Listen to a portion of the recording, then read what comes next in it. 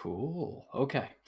Welcome to the Podawan podcast, everybody. I'm your host Ollie, and today we're going to talk about some canon stuff related to, I don't know, Sabine, Maul, uh, Clone Wars, Rebels. There's a lot that happened in the last episode, and we've been seeing a lot of feedback. So we're going to be talking about all of that coming in hot.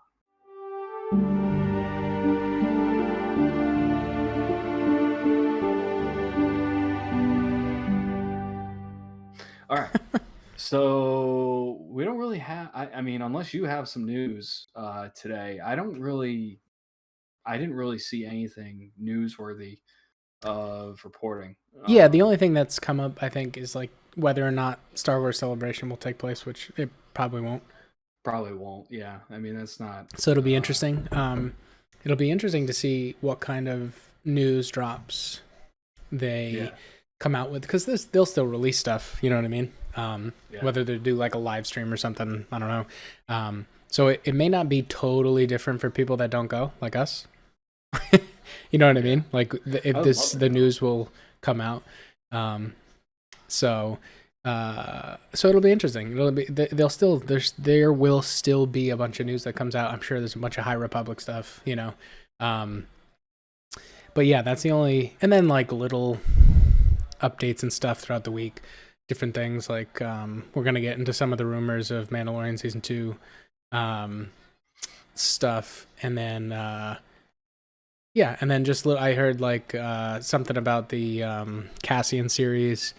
They had already done like 6 weeks of pre-production before the coronavirus shutdown, so that one's looking good for 2021, the premiere. And then I think did Disney have like a shareholders meeting or something, because I think I had read that they've pushed back some Marvel movies, but the next Star Wars movie is still slated for 2022, even though we don't know what it is.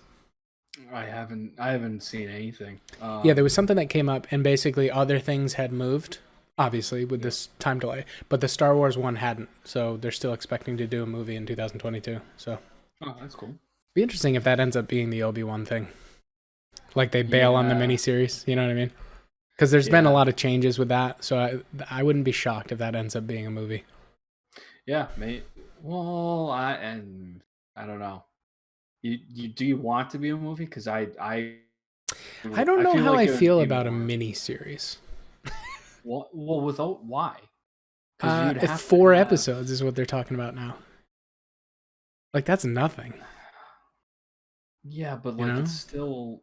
I mean, I do like TV better. 4 episodes is better than 1 movie, I think. You know, because as long as the episodes aren't 20 minutes long, because you'll get 4 or 5 hours as opposed to 2 or 3. So yes, I feel like like a lot of this stuff, like how short The Mandalorian was, I loved it, but there wasn't that much, right? Like I want this stuff to start coming out, and like Obi-Wan's gonna come, and it will eventually get rolling. But my point is like the next one that we know about is Kenobi, and it's like 4 episodes. It's like fuck, it's gonna be like a month and then it's over again. Yeah, but it could be. Yeah, but the and that one's not supposed to have right. Yeah, no, I'll be excited about it. I'm just saying like. I want there to be more stuff, and the Obi-Wan there's no like sequel, right? It's just like it's a miniseries, so there's probably not going to be season 2 or whatever. Yeah, but he'll clean up like everything that happened between when he left. We've talked about this. I love Obi-Wan. He's one of my favorite characters. This time period, he was technically supposed to be on Tatooine. If they come up with something creative, great. I'm all in for it, and I'll be excited when it comes out, like we've talked about. It's just not. For all we know, until this thing comes out and they make up something new, he was just sitting as a hermit on Tatooine, and that's acceptable. Like it fits the story. So I'm not dying to find out what happens to Obi-Wan in this time period. You know what I mean? I mean, as much as I want all the Obi-Wan, Ewan McGregor. That's awesome. I'm so glad he wants to come back. His character has, I don't know. It'll be fun, but it's not on the top of my list of things that I want them to explore. So I want Darth Bane, I want Old Republic, you know what I mean? Yeah. I mean, okay, so would you rather have Cassian Andor, or would you rather have Kenobi? Because I would be way more for Kenobi. Cassian Andor, I'm not interested at all. Yeah, I mean, they're both in that time frame, right? But my point is, like, until they do this Obi-Wan thing, his story's been written. Like he was on the desert in Tatooine. He was being a hermit. He was making sure no one came to I find know of. Luke. I know, but my point is that's fine. That story works. There doesn't need to be more. I'm not against there being more. I'm just saying there doesn't need to be more. With Diego Luna, there was some interesting stuff, like with Cassian Andor. Sorry, there was some interesting stuff about him growing up as a separatist, like from a separatist world. He was kind of like in the rebellion before it was this cleaner, for righteous purposes, like the Saw Gerrera rebellion, where they were more Yeah. terrorists. You know what I mean? Like he was part of some of that stuff. So like, there's some interest there. Like, here's my thing. I think I'm more interested in learning more about Diego Luna's character, Cassian Andor, and stuff like that. I think Yeah. an acceptable, or this is so hard to explain. Again, I love Obi-Wan. I think Ewan McGregor does a great job. I just feel at peace with his story. There doesn't need to be more. You know what I mean? So yes, I like Obi-Wan way more than I like Cassian Andor. You know what I'm saying? But like they're kind of equal hype to me because I feel like there is some more explaining that needs to be done, or could that would be interesting with Cassian's character. I don't think we need that with Obi-Wan, but if Ewan's coming back, like I'm ready to see it. You know what I'm saying? Does that make sense? It's kind of convoluted. Like Obi-Wan's a way better Yeah. character. Yeah. I mean, I love Obi-Wan. Yep. I don't feel at peace with what happened, like with stuff. I mean, I feel like there has to be more if they're going to on it. Obviously, I mean, they wouldn't just throw a series in there just for the hell of it. Um, but then It is Disney, and I know that is true. It is Disney, but like at the same time, like if it's coming from if it's coming from George Lucas or Filoni or any of them, I think there would be there has to be a particular reason why they're going back there. Cassian Andor, same thing. Even though I'm not particularly interested in Cassian Andor, there's got to be a reason why they're doing a series on him. I didn't like from Rogue One. Like I love Rogue One, but his character I didn't really care for him at all. I liked what's her face Jin. Jin. I liked her way more. Cassian I was like yeah whatever. Oh, Like see, I really cool. liked Cassian's character. I really like Jin's character too. She has some great backstory in the Rebel Rising book. Yeah. Which this is going to be, I think, a little bit of Diego Luna's happenings in that time period. So I think it'll be interesting. I think it's one of those things that overall fandom, I think Cassian Andor actually brings in more new people because he's only attached to one book. He's only attached to one movie, right? Yep.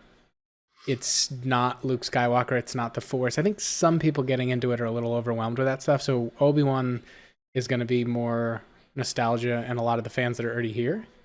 Yep. I don't know that there's going to be a ton of new people that are going to like Obi-Wan was. You could already see him in a lot of stuff. He brings a lot of baggage. You know what I mean?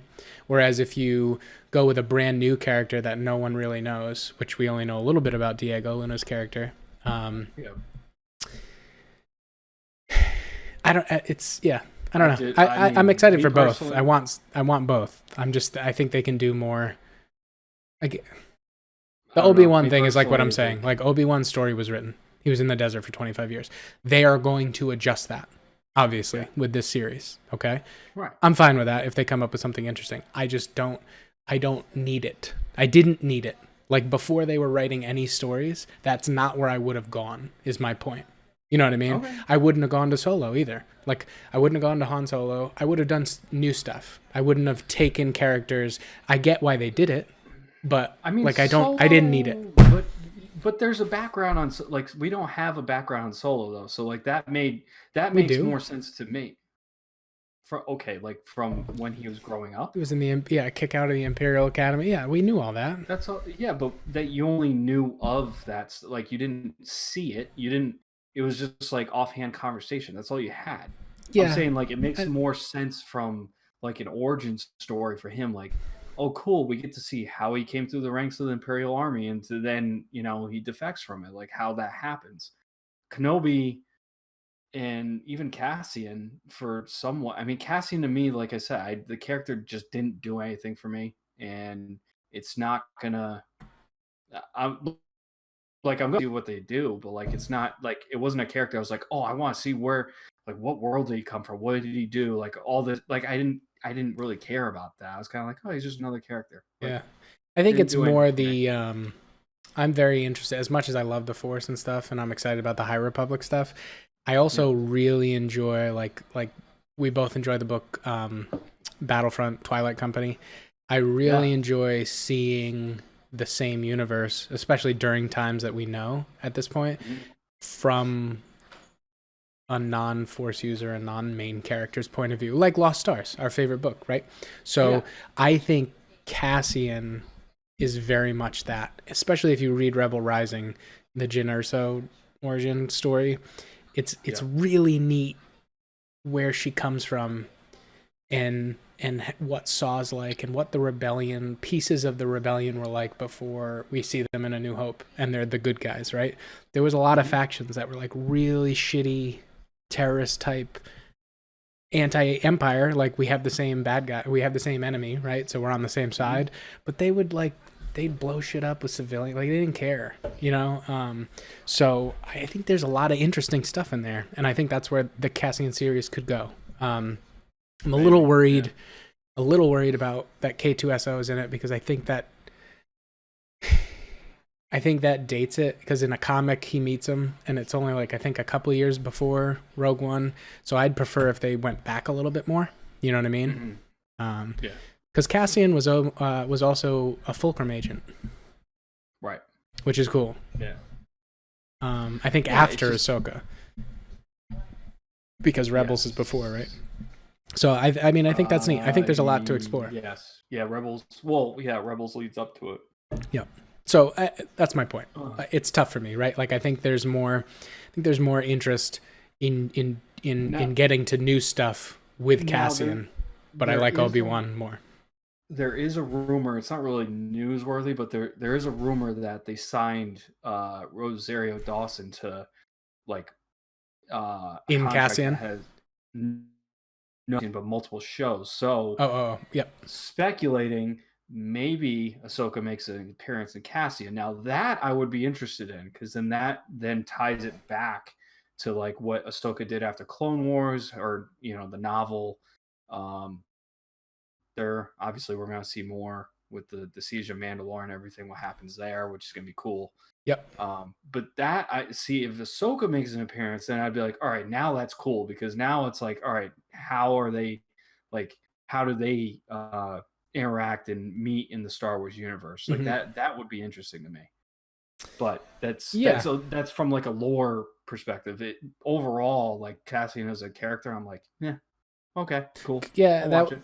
That's a good point. It would be interesting because again, he was from the Confederate system, the Separatist systems, so he would not have been raised to think highly of Jedi.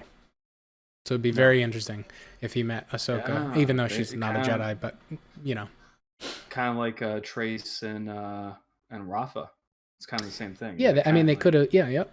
They could mix in a backstory. I don't think his is written completely, so they could mix in a backstory of what planet he grew up on, and maybe Ahsoka and Anakin were on a mission there, and shit went sideways. You know what I mean? yeah, Like, it's always that collateral damage stuff.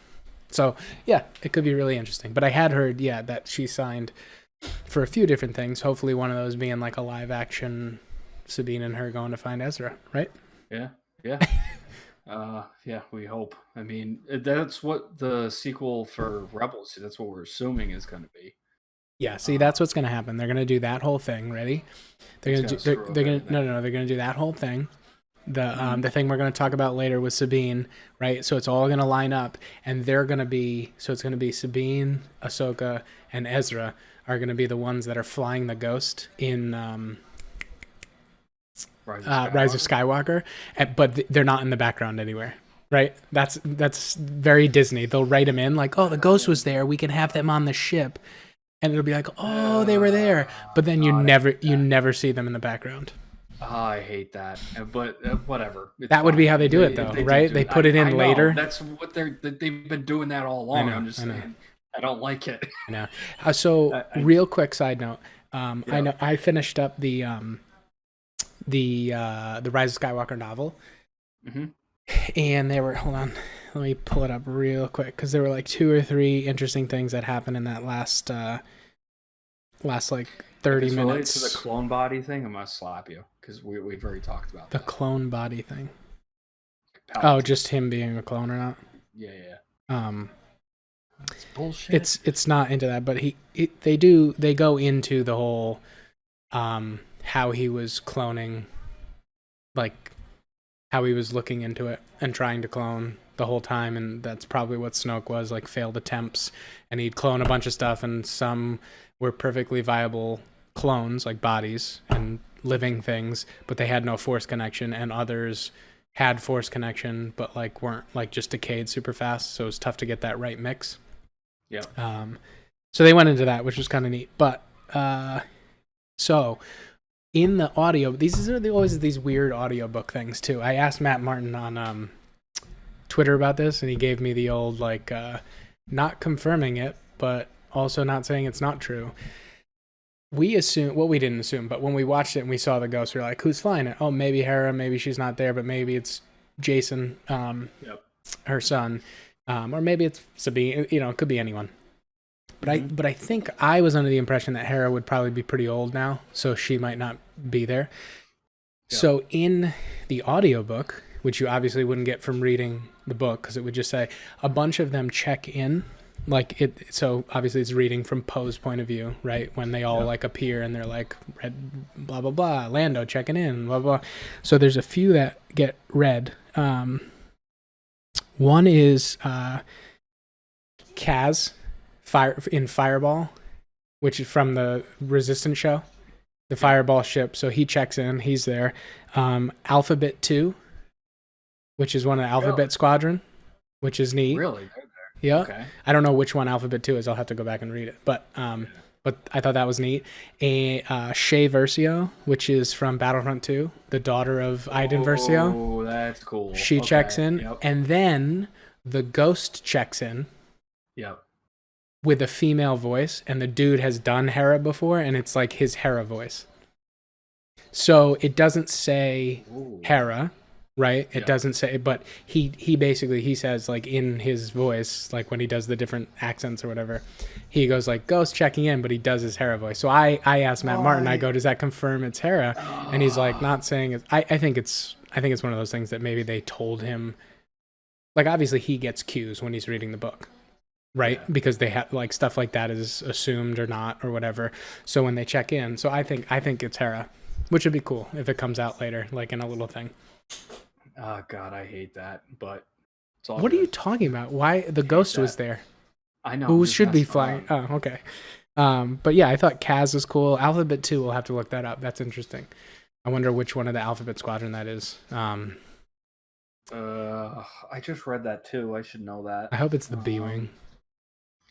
Chaz, right? Yeah, I'd have to look. Yeah, I don't remember. Yeah, so I thought that was cool. And then I think that was it. I think that's the one thing I wanted to talk about. Oh, cool. Okay, we'll just end the show right there. No. With the little notes that it may have been Hera there. So I thought that was pretty neat. But the other check-ins were cool too. Yeah. Just stuff that you can't, like, we're staring at that big fleet of ships, and it's like trying to go through them, and you try to find some stuff, and it's neat. But like in the audiobook, well, in the book, it's written there too, so you know the ghost was there. But I'm surprised no one on like Reddit has taken like the picture and been like arrows on like this person. They have. They have. It's more. It's really tough in the pictures. I haven't seen a quality. I'm gonna try it when it comes out on Disney Plus.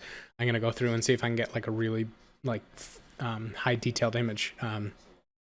Most of the people though, it's not as much like, oh, here's the Millennium Falcon, here's blah blah blah blah blah. It's more like, oh, these are like Mon Cal ships, here's the same model as Home One, you know what I mean, like stuff like that. It's not really like, oh, here's Shay Versio, here's this. It's not naming individual ship. It's just kind of saying like, oh, this is this class, this is that class.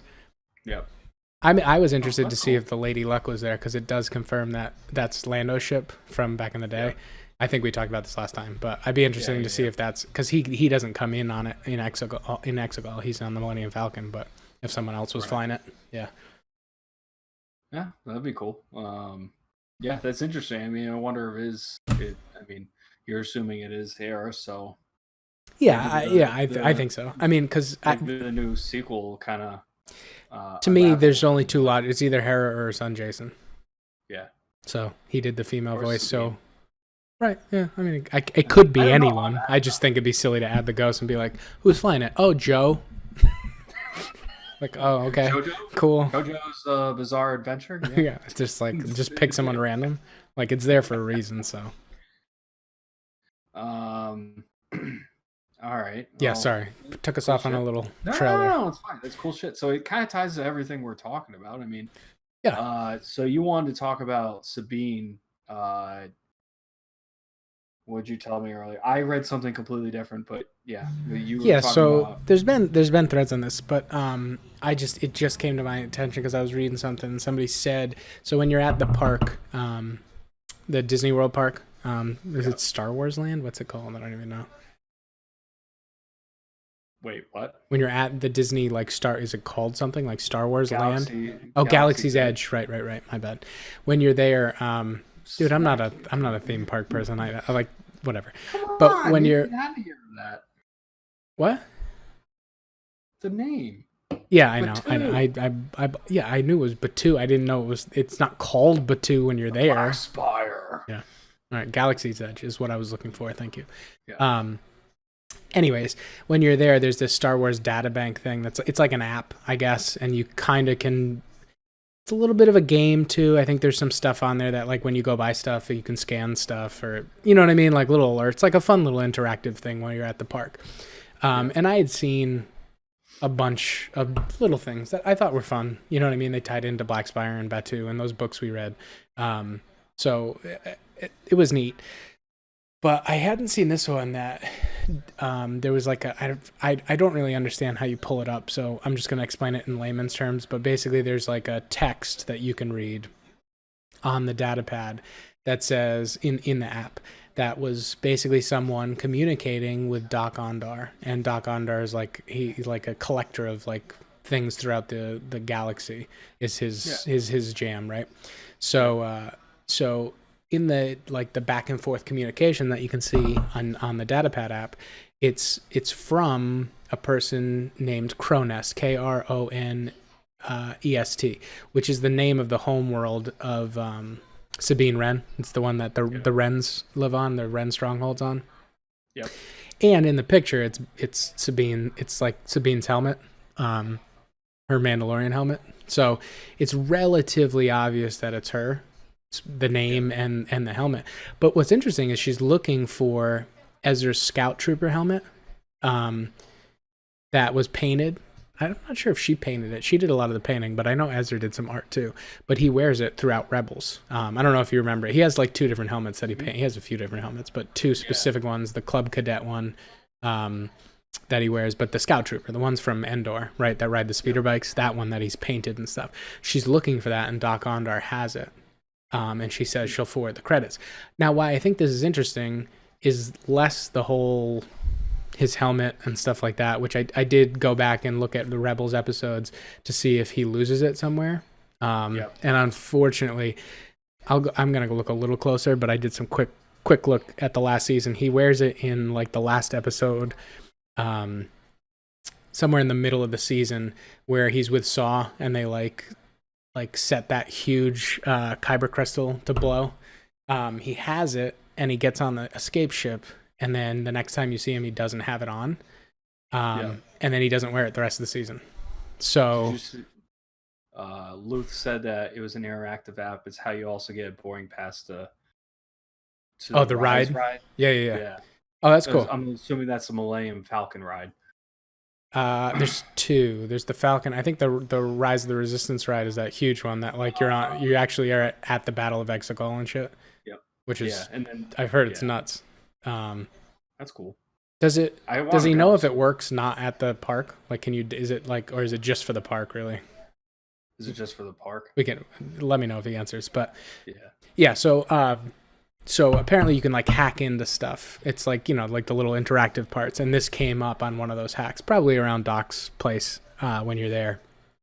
But so what I was getting to, sorry. The interesting part is everything happening there in canon is happening around the time of The Last Jedi. Yeah.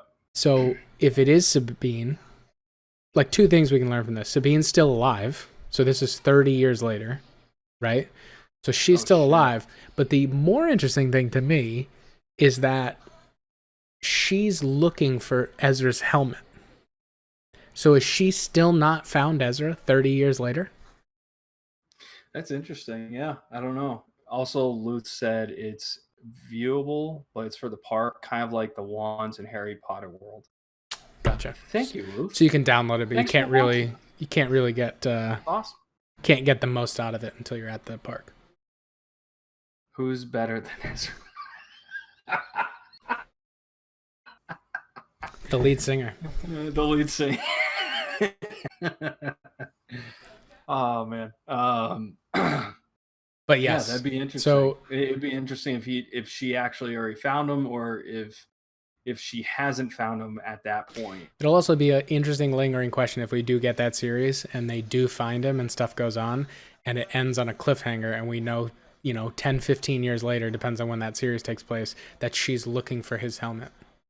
It's weird. God, Yeah, I don't know how I feel about that. I don't know how you feel about anything. No, I don't know how I feel about that. Like, why do that? Why go through a whole series of like adventures and it still ends on a cliffhanger where you don't find him? No, I don't know. Maybe he's dead, but like, why is she 30 years later looking for his helmet? He's not dead. He's fine. I understand, but 30 years later, she's looking for his helmet. Maybe as a gift. Yeah, that'd be cute.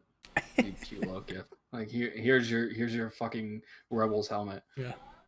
Well, I'll have to go back and look if she painted it for him. Maybe that's more what it has to do. But yeah, so I thought that was interesting. Just because we haven't dated her. We haven't really dated any of the Rebels to being alive at that time, right? We don't know if Ahsoka's alive. We didn't know that Sabine was alive. Yeah, that's true.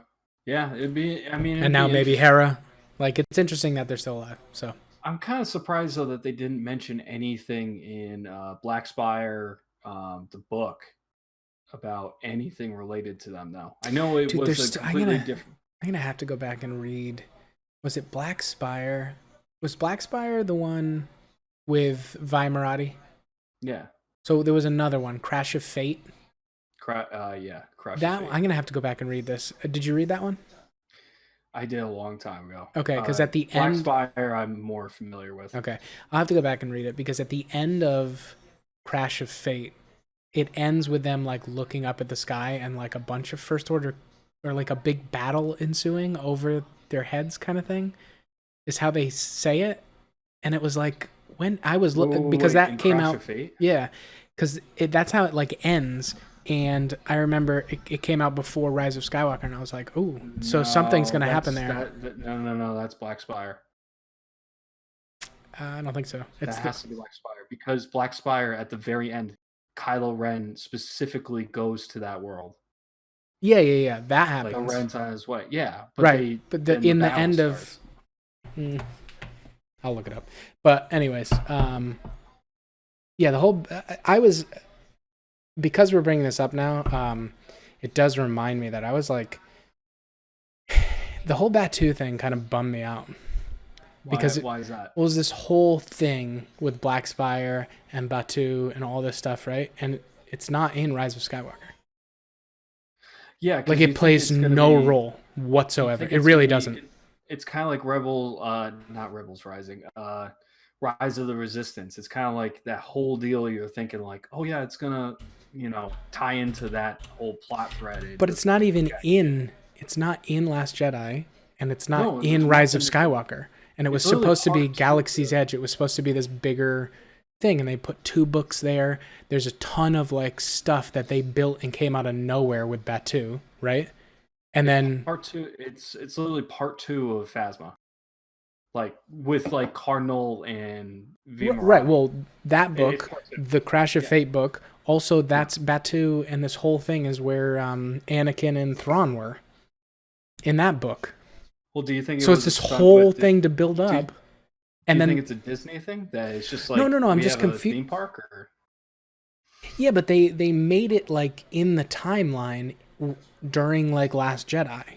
I thought the whole purpose of doing that was to make it important for the Rise of Skywalker. Because now, like, I totally forgot about this because I'm not a theme park guy, so I put it on the back burner.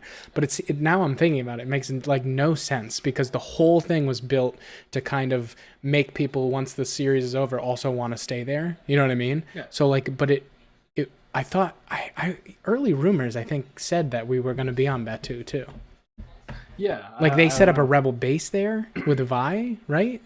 This is so I haven't thought about this. This is like really bothering me now. Like they just completely ignored all of that, and like we say, like they usually ignore the books and shit like that or whatever. Yeah, But like they set this up. Like they're the ones who they made it a theme park. yeah, that's true. I don't Isn't know. that really weird? Is Batu not even in? I have to check. Bother me. I don't think it's in Rise of Skywalker. No, it's not. That's my point. There's nothing mentioned Yeah, at all. Why is that? that is weird. Yeah, they I don't know didn't. why I hadn't thought about that. Wow. Yeah, didn't even parks. It's so odd. Luth, parks and movies equal left hand, right hand. Yeah, Oh God, the yeah, left hand that nobody fucking feels. yeah. But they set up this whole thing and they didn't even like they couldn't even land there for a second. Like that seems so odd to me now. I thought the whole purpose of doing that theme park was that it was going to show up in the movie and play like a prominent role. So then when you went to see the movie, you're like, oh fuck, like I stayed there. You know what You I know what mean? it is? Like what? It Did was that get part of cut the. out? It was part of the original script, and they scrapped it. Maybe. Maybe it I mean, was. that might be a part. That might be part of that. That could be it. They might have had Batu in the original script, And then and they they were just just like, "Fuck it, totally just scrap." Like, I mean, the weird thing is, at the end of that book, they literally Kylo Ren shows up to that planet. So what the fuck does he do there? Like, what happens? It leaves it on a cliffhanger, and there's no explanation after that. There's nothing in what you'll call it, Rise of Resistance. There's literally nothing after that. yeah, What the maybe fuck he kills Vi. happened? Vi Marati's not in Rise. I totally forgot about all this. She's not in Rise of Skywalker. Like, they just completely backburned that. Fucking Disney retconning shit. Like, why did they even do that? At, They didn't even mention it. yes, but they're thinking more long term. We'll get a tie-in. Nah, yeah, probably at some point they'll probably throw another fucking book out there and be like, "Oh yeah, But my look, point is it's the in only part time. 3." My point is where they put it in the timeline. The only way we can get a Disney's- tie-in is going forward. It was like all this So, build like- up where V was like, "I need to get this base built for Princess Leia. I need to do this for the Resistance. I need it," and then it goes nowhere. Right, which and I'm saying like the Cool. book's fine. That's what they did with all the books. They made these important sounding books, and a bunch of cool stuff would happen, and then it wouldn't pay off in the movie, which is like fine. Like I've said it a million times, that's my biggest disappointment with it. But they built a theme park around it. Like that seems crazy to me. I don't know why that never dawned on me. Anyways, You know what's funny is that you would think that like so the books, there's not like you can't assume that every Star Wars fan reads the fucking books. No. There's probably a ton of Star Wars get fans it. that probably don't even like why what's Batu? Like what does this have to do with anything? Like you don't see any of it in the movies. Like it really Right. It just seems like you would put it in the movie so that people would be even more excited to go there. Or if they went there because they have a bunch of money and they check out every theme park and they went there and they weren't big Star Wars fans, they went there, they were like, oh, this is kind of cool. And then they were like, oh shit, this is in the movie. They would feel like a connection to it. Yeah. There are apparently smarter people than me working on this stuff and making millions of dollars. So I don't know about that. Just judging by how the Rise of Yikes. Skywalker reviews went, yikes, or Last Jedi retconning everything, but it's all good. Anyways, all right. So what's next? That last Clone so Wars Sabine, episode? No. Let's go back to Sabine. Sabine Okay. for a second. Yeah. Because there's speculation that she is going to be in Mandalorian season 2, since Ahsoka's going to be in it, and then now I think I talked to you earlier about this, but that Sasha Banks, her character actually hasn't been announced. Like we don't know what she's playing. Okay. So there's speculation that she could be playing Sabine Wren. Yeah, I think she's like I said. I don't know Sasha Banks, but I looked her up, and I think she definitely has like the look, or could be a good Sabine looks wise. But I don't. Is she an actress or she's more? And she's No, a she's wrestler, right? WWE. But has she Yeah. acted in anything? Yeah, I mean WWE. WWE is acting. Yeah, I know, but she hasn't been in a Say that movie, to the wrong. Don't say that to the wrong movie or person. has she been in a movie or TV show or anything? I was looking her stuff up earlier, and I did not see. I mean, I guess she could pass for her hair color. Kind of passes for Sabine. I mean, she colors it all the time. Yeah, I think Uh, she could be a Sabine. no, WWE. But what I'm This is saying like, is with yeah, Rosario she's not Dawson, it's not just a look thing. It's right. you've seen her act, especially in like the Daredevil thing. That's like a good mature Ahsoka. Like that's already like you know what I'm saying? I can see that I can see her doing a great job with that. I don't know what Sasha Banks acts like, so I can't say she'd be a good Sabine, but I think in terms of like Yeah, looks compared to the cartoon character, she's pretty similar. Like I can yeah. see it. Yeah. I guess I don't know. I mean, it'd be interesting. I mean, it I makes always thought sense. she was going to be the girl who voices her too, Tia Sakar, um, Yeah, who also kind of could look like her too. You know, but apparently they're going away from the voice actors. So yeah. Which is a again interesting move. But Rosario Dawson, I mean, that's a it's a big big name. name. But like, Yeah, there are people that are kind of nervous that with all these big names coming in, and that it's gonna kind of saturate the series for some reason. I don't understand that I perspective, may but be worried about it with like a director or a movie, um, that was new to Star Wars, like getting a bunch of like big names, but like a Filoni. Josh Whedon, I don't Josh really, Whedon. I don't really know directors. I'm just saying like because Filoni and Favreau have a great control, like great concept of Star Wars. I'm Yeah, pumped that they're having bigger names in the show. You know what I mean? I'd be worried if it was like the movie seemed like because they always Star Wars is really good at taking unknowns and making them big names. You know what I mean? Luth, I knew that he was your homeboy. That's why I said that. Josh Whedon. Oh, He did Firefly. That's okay. yeah, which No, great TV I'm just saying series. like Star Wars is very much known for like taking characters that weren't like Luke, Leia, and Han weren't big names, made them huge. Ray, I mean, really of the new three, the only one that really had, I mean, Adam Driver, right, had a name, Yeah. and Oscar Isaac was pretty famous too. Not like Adam Driver. Adam Driver didn't have a name until Star Wars. I don't think. I think not true he whatsoever, but okay. what was he in before that? Girls, a bunch of movies with he has a movie with Jason Bateman that's like he's in a lot of stuff. I'm not saying he was a superstar, but people knew of him. He was a casting choice. I'm saying Daisy Ridley and John Boyega. I mean, Nobody's right. Daisy's Daisy. I don't. No. I mean John Boyega was from apparently The Block or something. It's some cult classic thing that people are really into. But I'm not. I don't. They weren't big names. People have heard of Oscar Isaac. People had heard of Adam Driver. But Star Wars is really good at taking these people. X-Men. Yeah. Well, he was big for what's the guitar player one?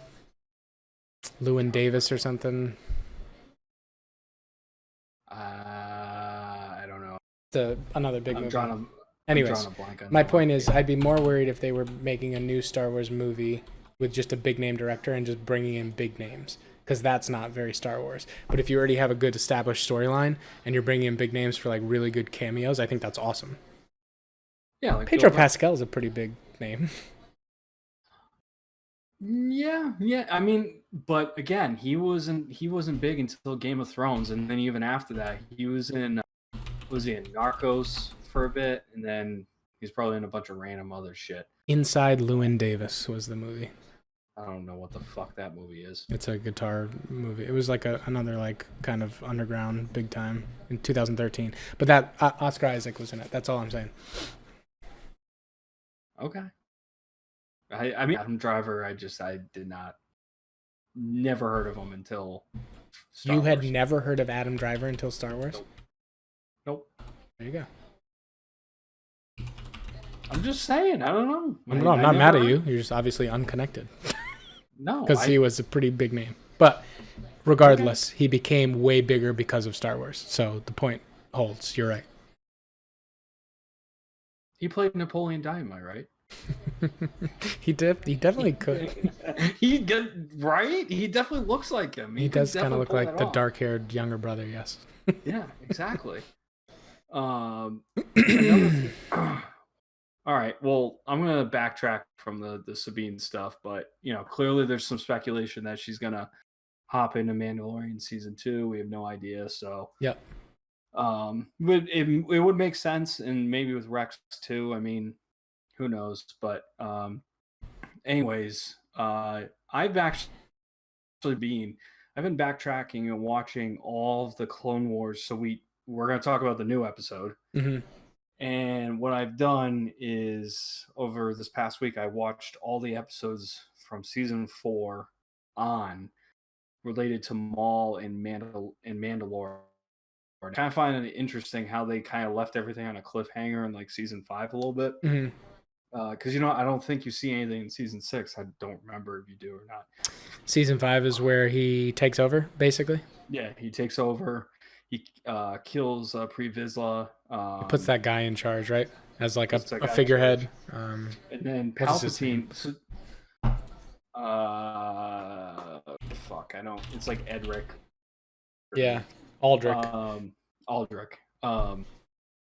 But he, I gotta say, those episodes leading up to it, by the way, the last episode of season 4 and the first episode of season 5 of Clone Wars, those lightsaber battles, holy shit. Which ones are those? They were amazing. Maul against Kenobi and Ventress. Okay. And then, what was the other one? Yeah, Maul he kills Savage against Kenobi and Adagalia. Yeah. When Savage kills her. Yeah. But those lightsaber battles, like that's the shit that I was like, holy crap, these lightsaber, I forgot how awesome these battles were. Yeah. And I was like, oh, this is why Clone Wars is so cool, because it kind of, I mean, like just the I know in the movies it's a little bit tougher. You can't I don't know. It seems like you're animating them. I know. I'm just saying it's cool. It's just cool. Yeah. It's fast paced. It's like way more action. Yeah, it's very prequels. That's kind of how Maul fought. Like the prequel lightsaber battles looked like that. The Phantom Menace was the closest part. Yeah. The Phantom Menace battle, I think I've seen with the Clone Wars. Yeah, there's just different styles, right? Like the new one is kind of crazy. That fight with Daisy Ridley and Adam Driver on the Death Star thing is a really interesting lightsaber fight. The way Driver fights, that's a cool one. But in Rise of Skywalker, when they're on the Death Star, like wreckage, that's a really cool fight because he fights really different. He swings that thing like a goddamn battle axe. It just looks like there's like power behind it. He fights kind of like Savage. Savage looks like he strikes heavily. You know what I mean? Like he's swinging a bigger lightsaber. That's kind of how they describe Bane, which I thought would be cool.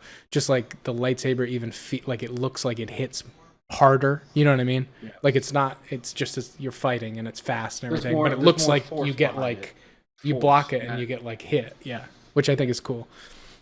But like been backtracking, watching those episodes leading up to the last episode of season 7, because obviously now we're getting into the Siege of Mandalore and stuff. Just to kind of set the groundwork. Yeah, I just want to rewatch it again because I haven't watched it in a while. And I got another thing is Kenobi and Satine. That part of that episode when Satine gets killed. Oh, that's gut wrenching. That is the worst.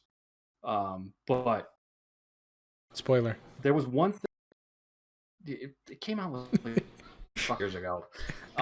One thing I am kind of intrigued about with those episodes with Palpatine is Palpatine mentions that he has a plan for Maul at when he's shooting his lightning into him.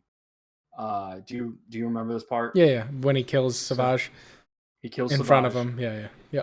And then he starts shooting the lightning into Maul, and he says he has a plan for him.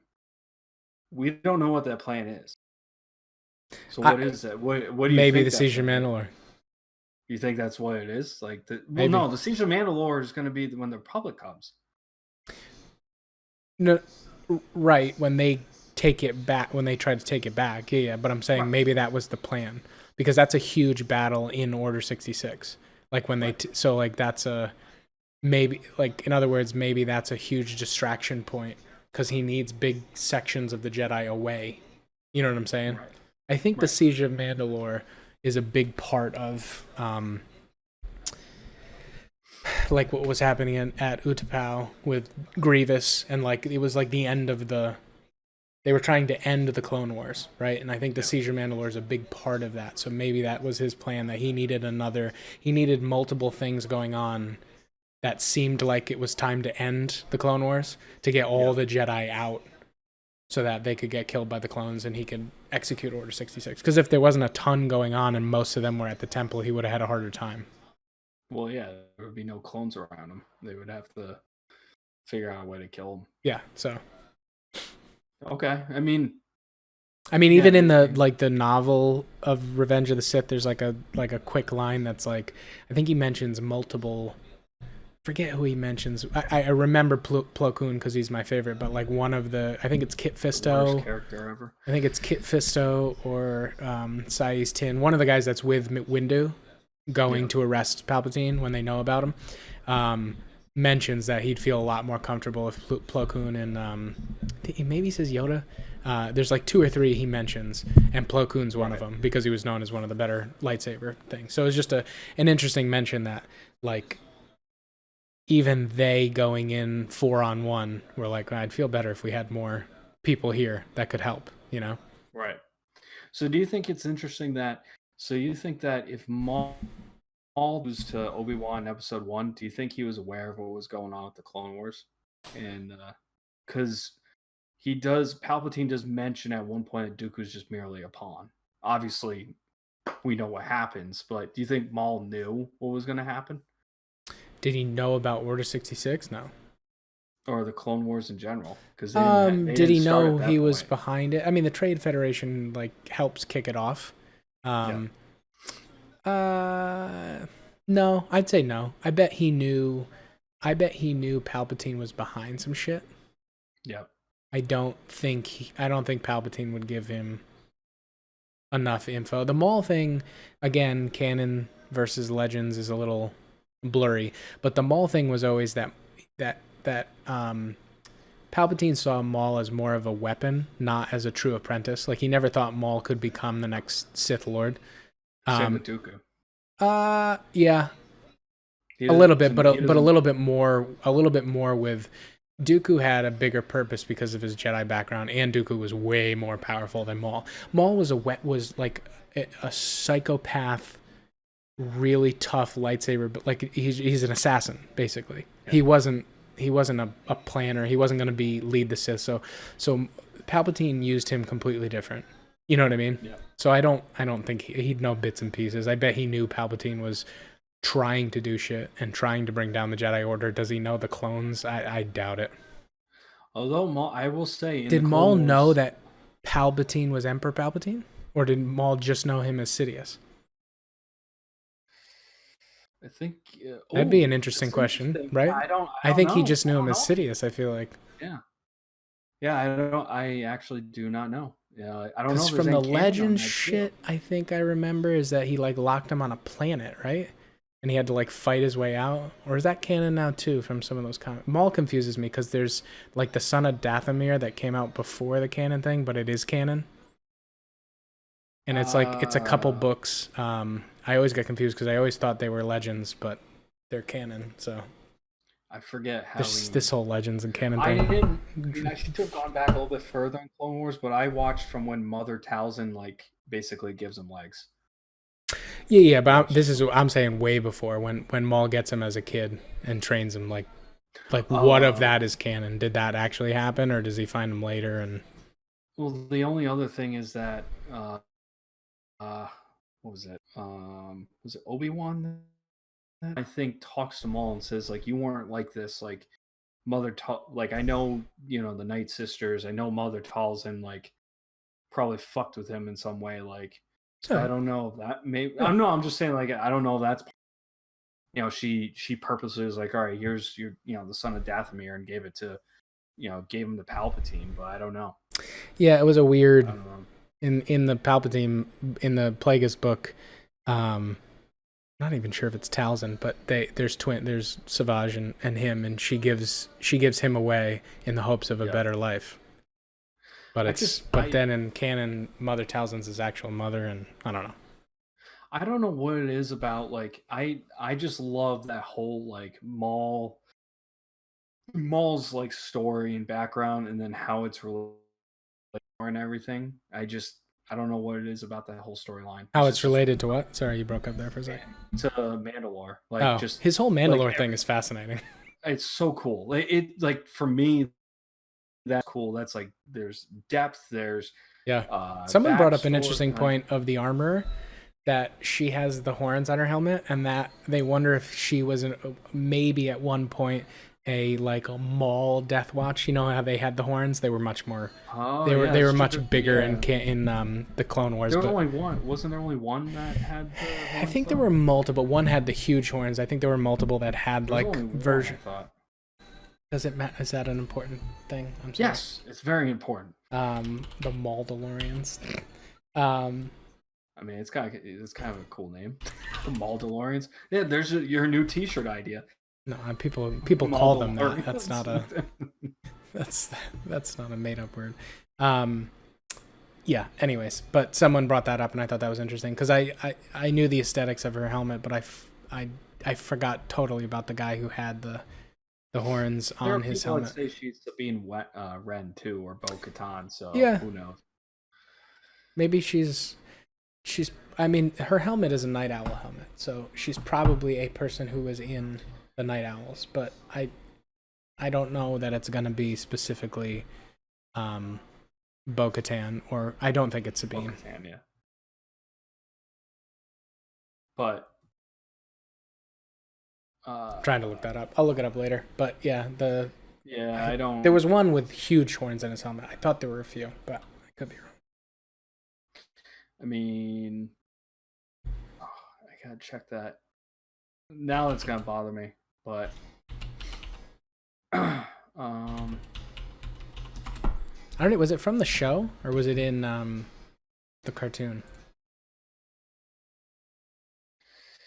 Cartoon, I think. I think it was a cartoon. Gotcha. All right, yeah. So what's next? Oh wow, okay. So we were gonna go right into the Clone Wars episode, but we don't have to. Yeah, so let's go over it. Yeah, no, I'm looking at cartoon is from what I remember it from. I'll have to look this up, and there's 5 of them with horns. So you're wrong. Huh? Whatever. I don't care. Last episode, what'd you think? I'll let you speak on it first, since Last episode, what do I think? I think this was the primer for the good stuff. I think they've all been leading to it. I think it was like we talked about. They're not filler, but they feel like filler because we just want the Siege of Mandalore, which is the goods that everyone's looking for, right? I think these are important episodes because I think they do build on quickly, and I know it's written like this, but it's a quick build on who Ahsoka becomes, right? Because she leaves the Jedi Order because she got framed and they didn't believe her, and she was kind of pissed or whatever. But she gets to go. Those episodes today, actually, too. Oh yeah, she gets to go into the world not as a Jedi and pretend not to be a Jedi, so people treat her differently. And that's how she gets wrapped up in this. And she sees these things, and she comments all the time, you can't do that, that's not right. And then by the end of this thing, she learns that Rafa and Trace, they're not bad. You know what I mean? It's what they've been thrown into. And you add the whole Jedi thing on top of it, that their parents died because of an accident involving the Jedi. And she just gets to see She just gets to see it from the outside for the first time. But Yeah. also, the big line is when Rafa says, like, you should go back to the Jedi because you're what a Jedi should be, right? Or something like that. She says, like, you are a Jedi. You're what I think Jedi should be. And I think that's big because I think that's essentially what Ahsoka becomes, right? She constantly says after this, right, that she's not a Jedi, right? But she becomes what the Jedi should have been. She's looking out for the good in people, realizing that not everyone's perfect, and she doesn't have the hubris that the Jedi Council and the Jedi Order became that ended up being their downfall, right? So she's correct in that she isn't a Jedi. She was better. She's what the New Order should have been. She has compassion. She has, you know what I mean? She has these things that the High Council and years and years and years of kind of becoming just too dogmatic, right? And too high and mighty, and getting wrapped up in themselves. Whereas she's just like a kid who's good and looking for the good and been trained to do good, but she hasn't fallen into that trap of it's the only way. You know what I mean? So I think it's important for her character. I think it's heartbreaking too. Watching I just watching the last episode of season 5 when she leaves. Yeah, Anakin's just like, what the hell? That's the biggest. This is why I've said forever. This is the Clone Wars is maybe the best link to Star Wars movies because Clone Wars itself explains Anakin's downfall to Vader better than the two movies do, bar none. It's so well done. You see it with even and that's the biggest part. And when her leaving is huge. Yeah, that is when you see him leave it, looking for Ventress, trying to prove that Ahsoka was innocent. You see his anger is through the roof. He's just like, fuck this bitch, because he thinks it's Ventress at the time. He's like, fuck this bitch, I'm gonna fucking he puts the lightsaber up to her neck and is like, tell me pretty much tell me the truth. And it's like, that's not the Jedi way. Well, even how many times has he stopped, even though he's had the inkling? He's been stopped by Obi-Wan. He stopped himself from going that extra mile. But you've seen those Bad Batch episodes when he gets Admiral Trench, right? Yeah. And he goes, oh, you're a Jedi, you won't hurt me. And he chops off his arms. He goes, I don't have that problem. He doesn't even think about it for one. At least in the past when he made those mistakes, even the Sand People thing, he got overwhelmed, right? Right. And he knew it was bad. He doesn't think about it. He chops off the dude's arm, gets the code or whatever they needed, crazy. And he doesn't even flinch. So you can see him going. Just keep going, and it makes more sense because when you watch Revenge of the Sith after you've finished Clone Wars, especially after we see Siege of Mandalore, it's way more apparent. The whole turn isn't as shocking. Here's the other thing, too, that's interesting about Siege of Mandalore. Do you think that maybe that they'll say that maybe Ahsoka dies? Oh, they do. What? Well, in the Ahsoka novel, I think it's the novel, right? She explains that her and Rex have to fake their own death, and shit, that's right. And they bury her lightsaber. She loses the lightsabers. They bury the lightsabers. I think Rex buries the lightsabers, or he has someone else bury the lightsabers. To prove that she's gone. There's something else too. Yeah. I gotta read that novel again because I haven't in a while. But so Anakin probably finds that out then. Just pushing him more further into. Well, Vader. It also will be interesting because this is the thing that people have talked about for a while. The Siege of Mandalore, I believe, is going on during Order 66 happens.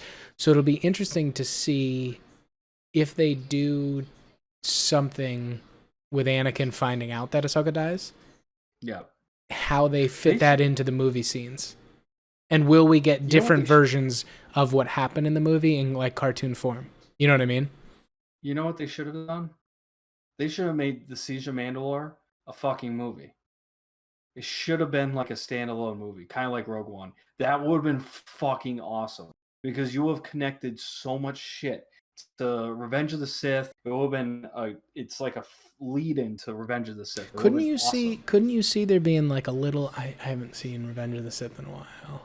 a little bit. but I haven't seen Revenge of the Sith in a while to know the exact sequence of everything.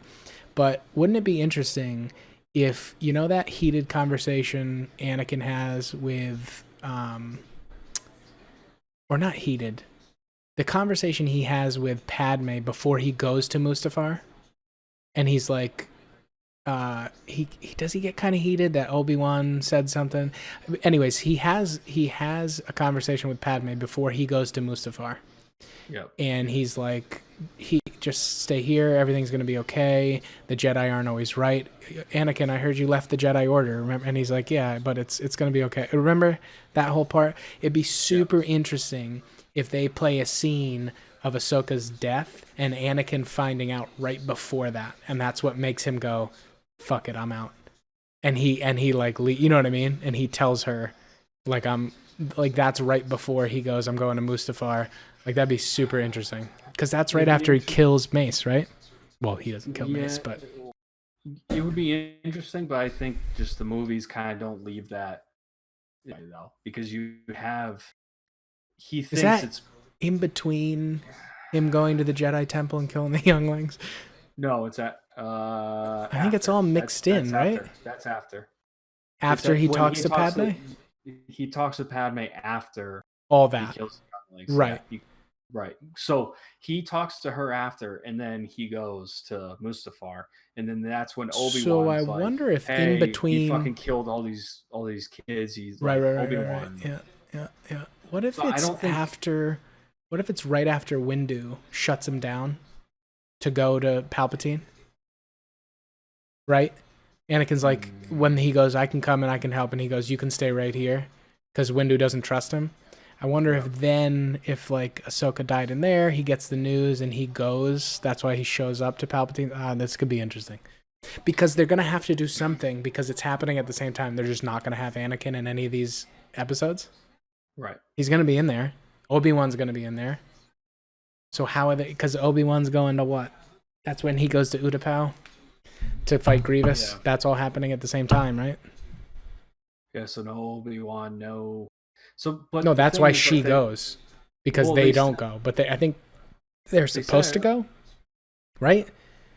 I think Obi-Wan's supposed to go to Mandalore, and that whole General Grievous found at Utapau is why he doesn't. I think that's why he gets sent there.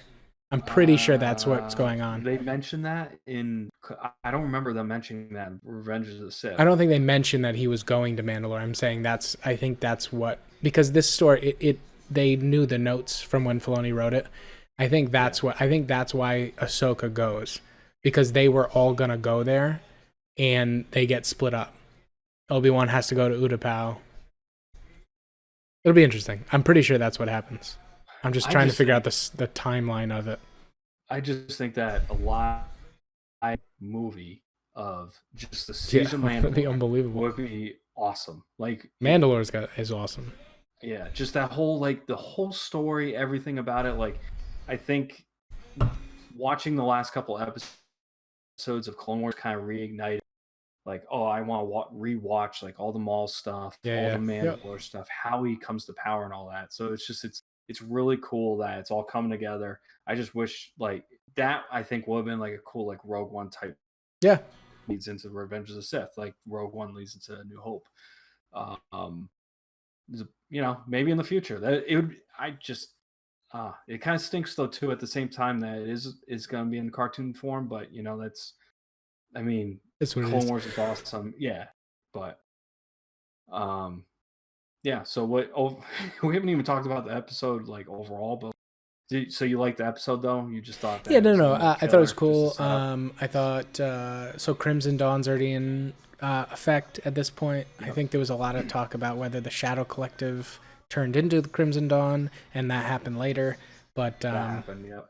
But it looks like it already happened or whatever. So Maul's kind of already happened. What's up? It already happened at that point. Yeah, I know. But I'm saying before the episode, people were wondering. It was thought that the Shadow Collective turns into Crimson Dawn later, not like right away. But it seems like it's already done, which is interesting because that's where he'll be in Solo. So that's 10 years after Revenge of the Sith. So. So yeah, so he whatever happens at the Siege of Mandalore, I know some shit goes down, but he loses Mandalore, but he doesn't go anywhere. He's still in control of Crimson Dawn, right? So he must take a hit and then bounce back, or maybe he gets more powerful. He just bounces out of Mandalore, and because he's got the Pikes by a leash, and they're huge. They're a huge syndicate.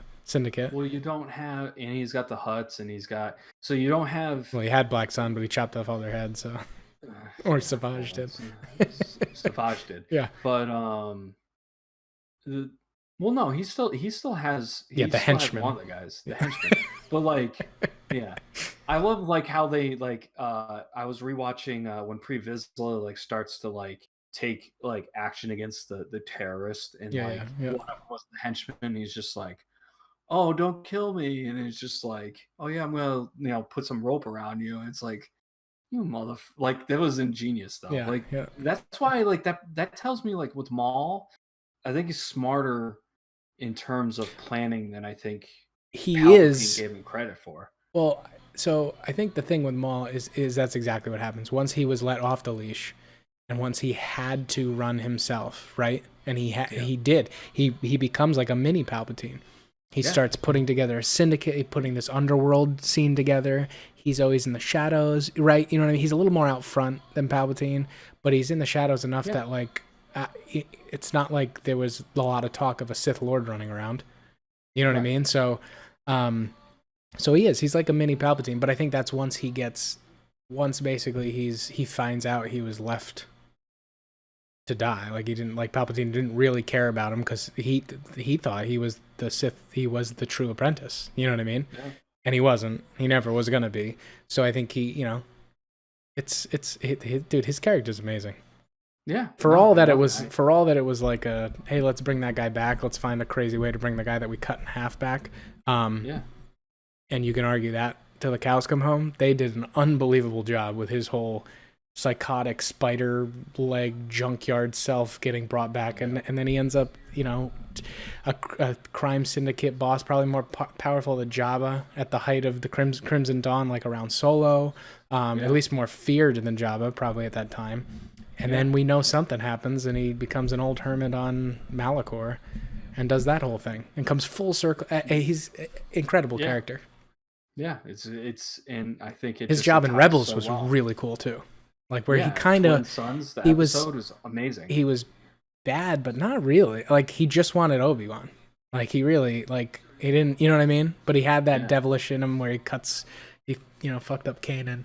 But but he truly Obi-Wan works with Ezra. I know he needs him, but it's interesting. It's just I think the story, the Maul story, is just very intriguing. Especially at the very end, he dies kind of with hope because Obi-Wan said, basically assured him that they had a plan for Sidious. He just wanted Sidious done.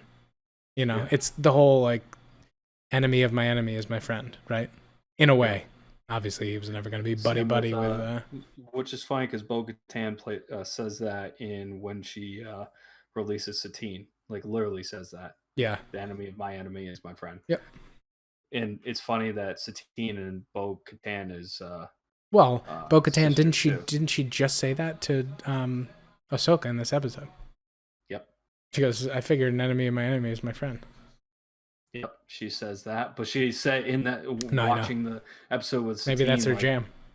Yeah, I love right because it's interesting, right? Because where are we in the timeline? Ahsoka wasn't on Mandalore when Bo-Katan breaks Obi-Wan out, right? So the last time... No. I know, but I'm saying the reason that... Because we kind of see Bo-Katan as a good guy from all the other stuff, so it is kind of weird that Ahsoka immediately is kind of sketched out by her at first. But the last time she saw Bo-Katan is when she was with Lex Bontari, and they went to Death Watch, and she was part of it at that time, and they were burning down villages and shit like that. Yeah, it's interesting. So that's the reaction didn't make sense to me at first. I'm like, dude, it's why are you fucking weird about the Mandalorian? You know what I mean? But that's how she sees her. She sees her as the Death Watch captain, not the come full circle, leave Death Watch, get away from Maul, save Obi-Wan. There's a lot more in there. Yeah. So Dude, we crush these 20-minute I, episodes, huh? yeah, yeah, yeah. These I don't know, but that I think that sums up the episode. I mean, it was a What little did you bit filler, think? I but know that you've been bummed on this was a little bit I better.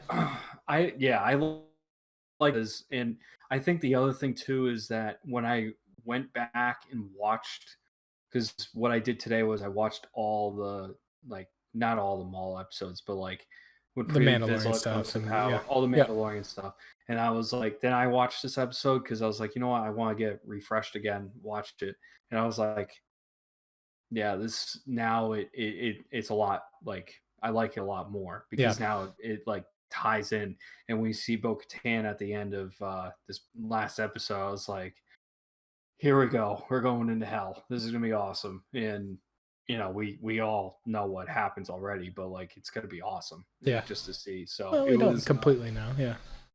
no, but like it just it was a good episode leading into the battle. I think the Trace and Rafa thing, Yeah. like I think that came full circle. That's good as it is left alone. Yep. It's done its purpose. So I think of all the episodes with Ahsoka so far, I probably like this one the most. I think this arc could have been done in like 2 episodes. Yeah, Pretty they kind easily. of dragged it out.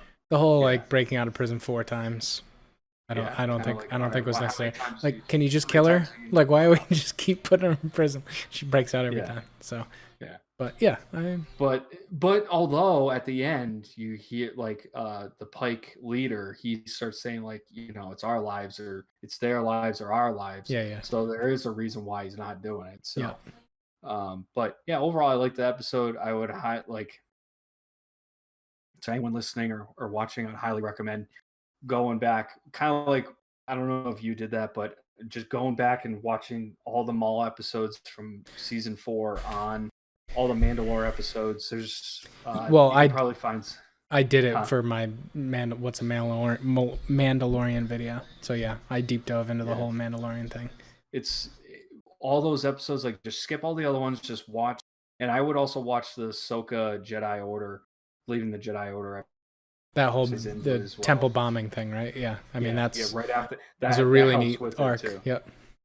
So I would watch, just going back, watch the last episode of season 4. I think it's the first episode of season 5, and then it goes all the way to episode 13. It's called Eminence, and then there's like 4 episodes. Watch the rest of the episodes of season 5, and then go to season 7. And because season 6 doesn't have anything, it leaves on a cliffhanger, which is interesting. I completely forgot that like they don't even talk about it in season 6 for the most part.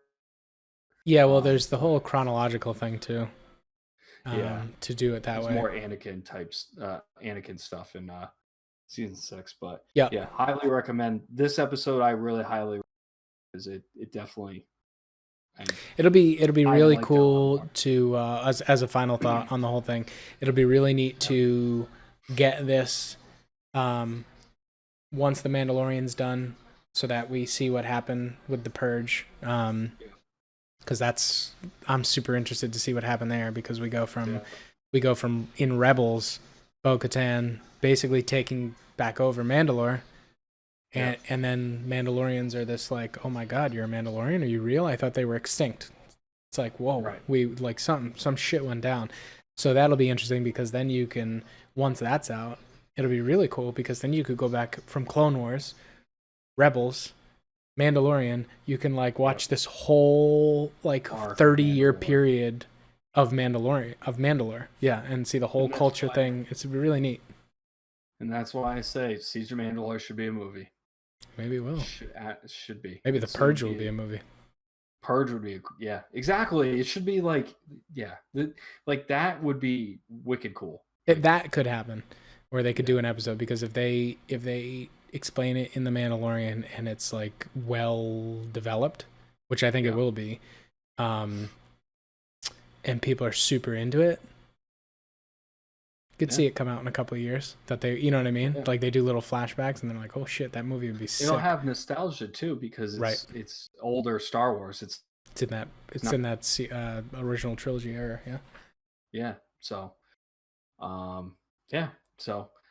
I think that's gonna wrap up the episode. I don't know uh if you had any more comments on the last episode or not. That's it for me. Do you want to All drop the right. news about our new podcast? Yeah. So we're gonna start doing. We have a new new podcast show. It's gonna be called Gaming Evolved, the Gaming Evolved show, and we're gonna be talking about video games from from news and development and pre-beta type or pre-beta beta type stuff to talking about retro games and like games we've played and franchises that we like. So video games, both Ollie and I were huge Star Wars fans. We're huge Star Wars fans. We also love video games too. And me and him and I, we've played a lot of different games, and there's games that I like that he hasn't played, and there's a lot of games he plays that I don't play, and we thought that doing a podcast, talking about these things and talking about the news and stuff, it'd be really cool. So we're gonna have that up, I'm sure, in the next couple weeks. We'll do our first show. So keep an eye on that. We'll be streaming some more too. I'm sure Ollie will start, like you were mentioning earlier, all the stuff that he's playing. Yeah, So once that'll I be get really my cool. house set up, hopefully the next Yeah. couple weeks, I'm gonna get back to streaming. Yeah, but Yeah, and I'll probably hop in on that streaming game as well here and there. But yep. we'll be doing reviews too of like different games that we play. Ollie obviously plays a lot of, I should say obviously, but he plays a lot of PC games, whereas I play a lot more, not just retro, but I also play like Switch stuff. He plays Switch stuff. Like we're Good very cross diverse section. with, yeah, we're diverse on like what we play, and so we wanted to discuss that. And if anyone we're hoping that everyone would join us if they're big video game fans and would like to hear what we had to say. So Yeah. um so it'll be called the Gaming Evolved show. It'll still be under the Podawan name. That's our podcast network, so to say. We'll still be doing the Star Wars podcast too. Yep. That'll be a different show. Obviously, it'll be. I'm gonna give it a new name. We're working on We're it. gonna give it a name. So stay tuned for that. Other than that, check out watch us on Twitch. Check out our YouTube. Follow us on either Spotify, iTunes, you name it, for podcast stuff. We appreciate all the listens, the followers, and everything. So we really appreciate you guys. So other than that, I think that wraps it up. That's it for me. Yeah. See you later, Podawans. Later.